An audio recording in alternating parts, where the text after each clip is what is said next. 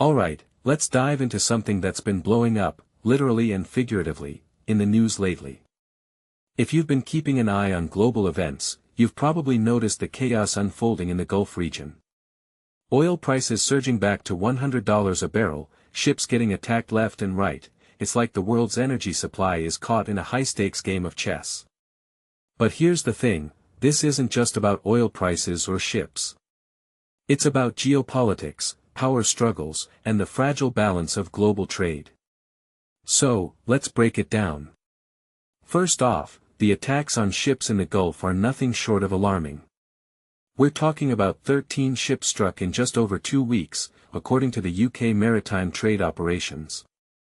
And just recently, 2 more foreign tankers were hit near the port of Amidst in Iraq, resulting in 1 death and 38 injuries.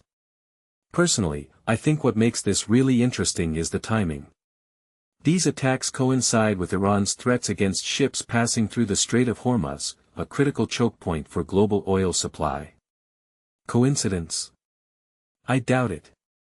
From my perspective, this feels like a calculated move to disrupt the flow of oil and send a message to the international community.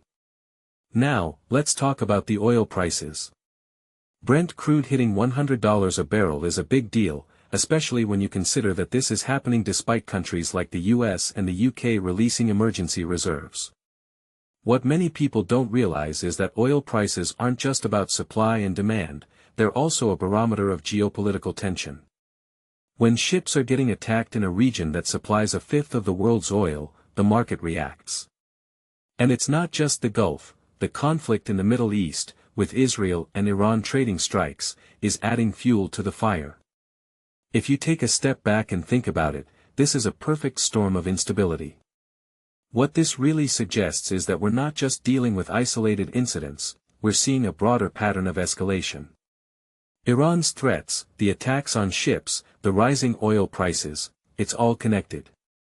And here's where it gets even more interesting. Iran has warned that oil could reach $200 a barrel if these disruptions continue. Personally, I think that's a bold claim, but it's not entirely out of the realm of possibility. If the Strait of Hormuz becomes a no-go zone, the global economy could be in for a rough ride. One thing that immediately stands out is how this situation highlights the vulnerability of global trade routes. The Gulf isn't just a regional issue, it's a global one. When ships get attacked, it affects everyone, from oil companies to consumers at the gas pump.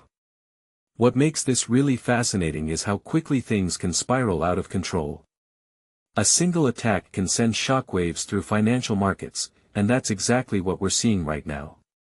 But here's the bigger question, what's the endgame here? Is Iran trying to flex its muscles, or is this a desperate move in response to international pressure? In my opinion, it's a bit of both. Iran is under immense economic strain due to sanctions, and these attacks could be a way to assert its influence and force the world to take notice. At the same time, it's a risky strategy that could backfire spectacularly if it leads to a wider conflict. What this raises for me is a deeper question about the future of energy security. If the Gulf becomes too volatile, will countries start looking for alternative routes or sources of oil? And what does that mean for the global energy landscape? Personally, I think we're at a turning point. The world is already shifting toward renewable energy, but incidents like these could accelerate that transition. It's not just about oil prices, it's about rethinking how we power our planet. So, where does this leave us? Oil prices are surging, ships are getting attacked, and the Middle East is on the brink of even greater instability. From my perspective, this is a wake-up call. It's a reminder of how interconnected our world is and how quickly things can go off the rails. As we watch this situation unfold, I can't help but wonder, what's the next move? And more importantly, who's going to make it?